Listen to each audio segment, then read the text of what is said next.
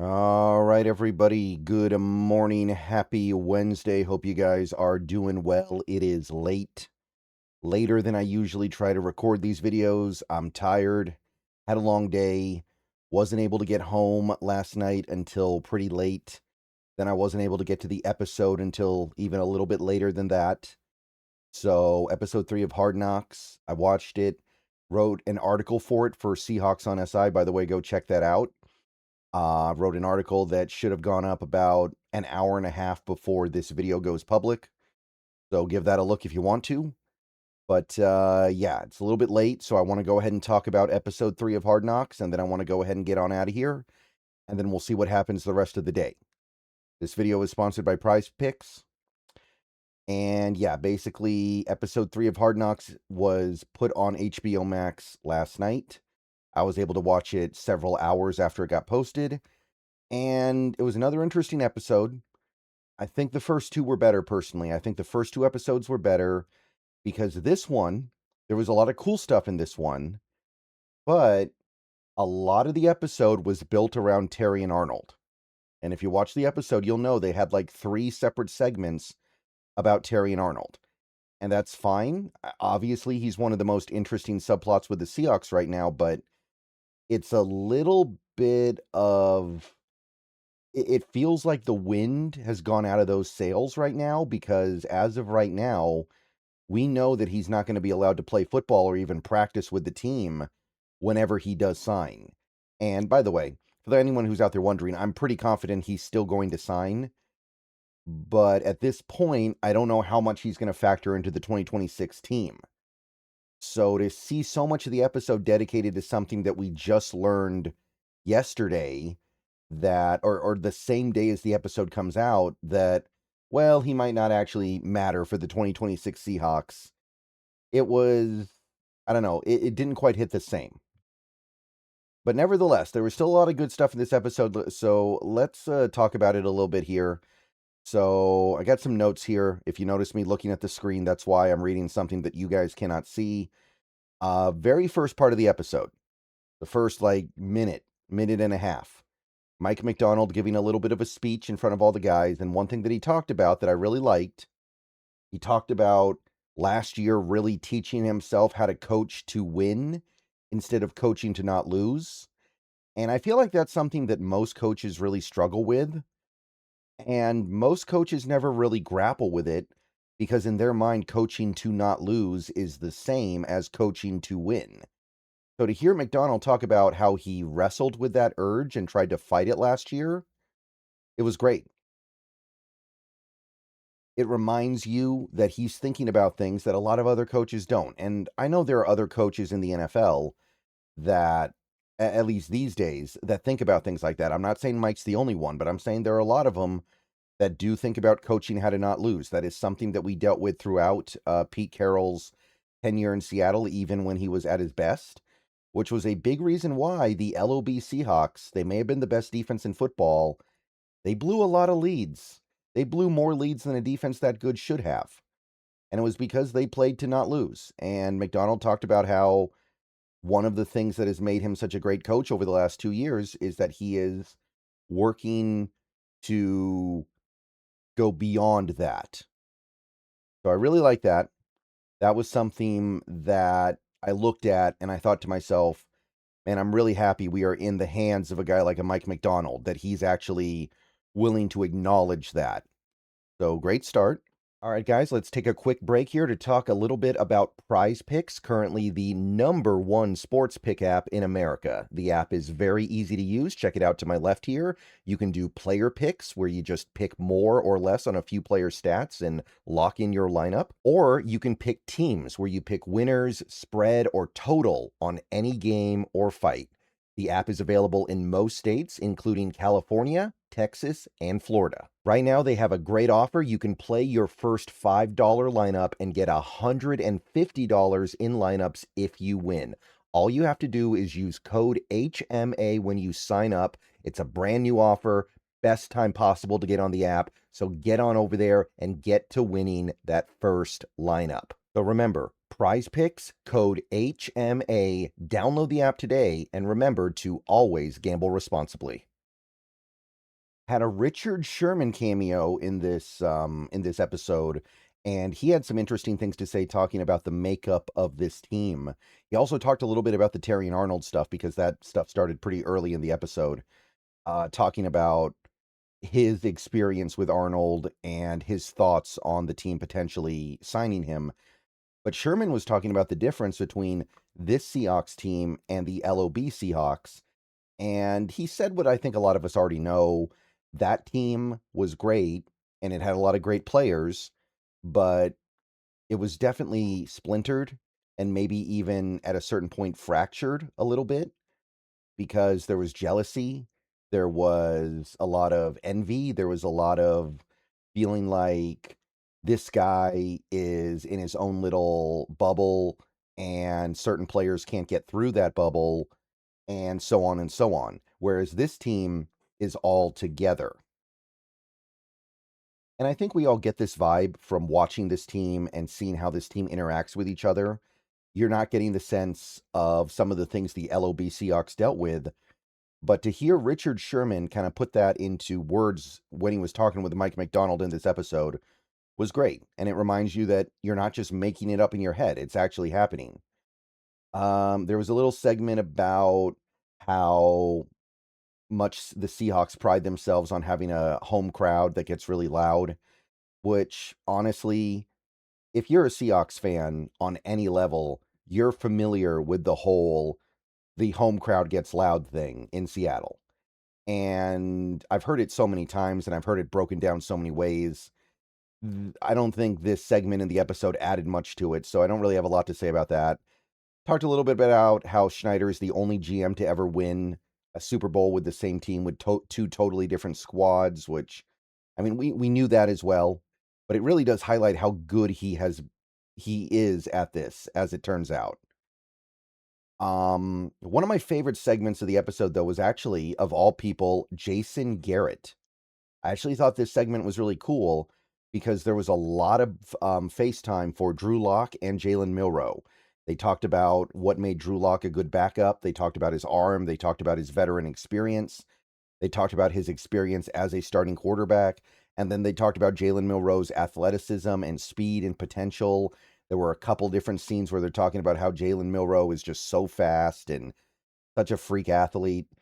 And Jason Garrett actually got in the building for a little bit, and he was talking with the quarterbacks about how being a backup is harder than you would think because you don't get reps to learn the offense. You learn the offense on paper and in your head more so than you learn it doing it because you don't get to do it because you're the backup.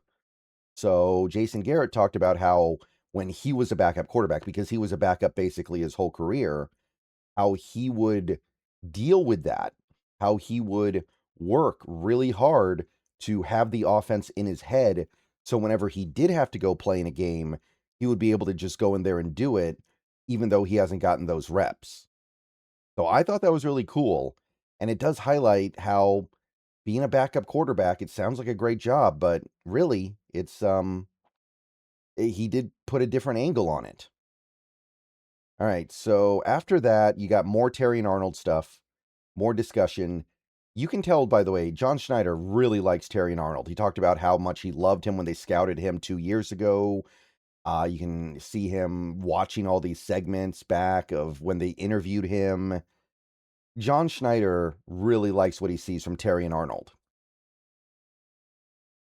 And there's a lot of back and forth about should we do this. Robbie Oots was actually talking with John Schneider about Terrion Arnold's character. There's talk about how they went to Nick Saban. They talked with Jalen Milroe, Carl Scott, Josh Jobe. Pretty much anybody in the building that had interacted with Terrion Arnold, they quizzed, and they were like, wow, everybody likes him. And you can see everybody kind of warming up on the idea of bringing him in. And we now know that we have brought him in, and that is touched on later in the episode. Of course, the episode does not touch on the fact that he's technically not yet signed and also going to get put on the exempt list when he does. But you see the process of coming to that decision. There's even a segment in the episode where there's a phone call between Schneider and Terrion Arnold's agent, right before the announcement is made. So you can see the process play out pretty good in the episode. That was fun. The most entertaining segment of the episode, however, was definitely JSN. JSN had a whole segment talking about how Mike Macdonald thinks that he's unstoppable in camp so far, and he actually said, I think he's having a better camp this year than he did last year, that's saying a lot because he had a good camp last year, and look at the season it led to. But there was a really cool part where they're talking about how all of his routes look the same until he breaks it off. They had a really cool sequence where he ran a few different route trees, and then they would put all the routes on top of each other in the same video clip. So you probably seen that clip on social media, even if you did not watch the episode. But it was a very cool episode sequence where they were able to really showcase how JSN's able to make all of his routes look like any other route until it's too late to do anything about it. McDonald called him like the Silver Surfer, which is definitely going to go triple platinum. So pretty cool stuff with JSN there. Uso Suomalo was a player that got singled out a lot in this episode as well. He had a fun story, kind of an underdog story, where he was in Hawaii and the place he was going to didn't even have enough players to do 11-on-11 football. So he actually played 8-on-8 football where he was the quarterback, even though he was this giant dude who was clearly meant to be a lineman. And they were talking about that. They were talking about how the journey he's gone on from there to here. But then they kind of contrast that with the fact that he's kind of getting singled out as a guy who's not performing well enough. And that's in camp. And I would say also in the preseason game against Dallas. And Suomalo, talented, but so far they don't seem all that happy with him. So you do get a little bit of that where you see the kind of more negative part of camp, the more negative part of this team where you have a player the team seems to like, the team seems to even be willing to hype a little bit, but they're not getting what they need. There was a part where Leo Williams is trying to teach him how to use his hands, how to use technique, getting his pad level right, and how Uso's really struggling with it. He's opening his chest up too much, and you see why he gets punished the way that he does, and the way that Dallas punished him in that preseason game. He just doesn't seem to have it right now, and I don't know if he can get it. Now, there was also another underdog story touched on heavily in this episode, Montorie Foster Jr., and I think we all know that Montorie Foster's been awesome so far in this camp. Every day he's making plays, and there was a lot of hype around what Foster was doing, and that obviously kind of climaxed with the touchdown he scored in the preseason game. But we also got to learn Foster's story, where last year was his rookie year, and he got hurt, so he got waived with an injury designation. So he went back to Cleveland, which is where I guess he's from, and he was kind of thinking, maybe I don't get to play football anymore. Maybe I got to go do something else. So he looked up how to be a realtor, and he actually got his realtor license. He did substitute teaching at a high school for a little bit. So Montorie Foster, interesting journey to get here. Less than a year ago, he wasn't really thinking all that much about football, probably. He was thinking maybe that's just not going to be part of my life now. But look at him now. He's on one of the best rosters in football, and he's pushing hard to make it. And you can see that there's a real desire there, and there's ability there as well. So much so, we may not be able to keep him if we don't leave him on the 53. So the Montorie Foster Jr. segment was great. Love that. And you see some of the bad stuff too. You see the drops, you see the penalties, you see the mistakes. But then you see the plays that he makes, and you're like, he's getting this. And he's so young, he can continue to get it even more as time goes by. We also got a little bit about this Witherspoon extension, which obviously happened the day of the preseason game, which was kind of the final bit of the episode. Boone goes into the locker room. People are celebrating with him. Everybody's happy for him. Goes into another room, celebrates with McDonald and Schneider about it. And everyone's just like, hey, you are awesome. You're rich now. What are you going to buy us now? Even John Schneider was saying that kind of stuff. So you can see that Devin Witherspoon, they're behind him right now. There's no jealousy. There's no resentment. It's just a player who deserved to get paid a bunch of money got paid a bunch of money. So that stuff was all cool. And then most of the rest of the episode was about the preseason game, which, I mean, it wasn't a very good game. And you got that sense from the episode as it goes on. You can feel it. So we did get coverage of some of the good stuff, like the touchdown drive, the Montorie Foster touchdown, some of the running plays early in the game from Helani and Jones. You got Brady Russell's hit on special teams. That was actually probably the most notable positive play of the game. And then they get into some of the stuff where it's like, well, that was a bad play, but you can see that the fourth string corner was in or whatever. One interesting thing, and I didn't know this during the game, and I didn't hear about this after, Brady Russell's wife went into labor during the game, and Brady Russell actually, I guess, left at halftime to go deal with that.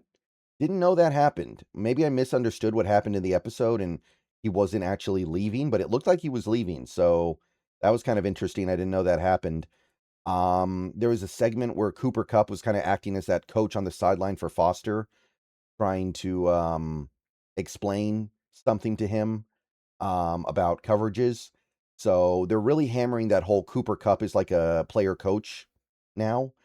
And you can see the seeds being planted of him maybe being a coach after he retires. On some level, maybe he already is. And if he wants to be a coach, then looks like he can be pretty good at it. So that was cool. And then basically the game ended, and you could feel the general sense of dissatisfaction from the players and coaches about the way it ended.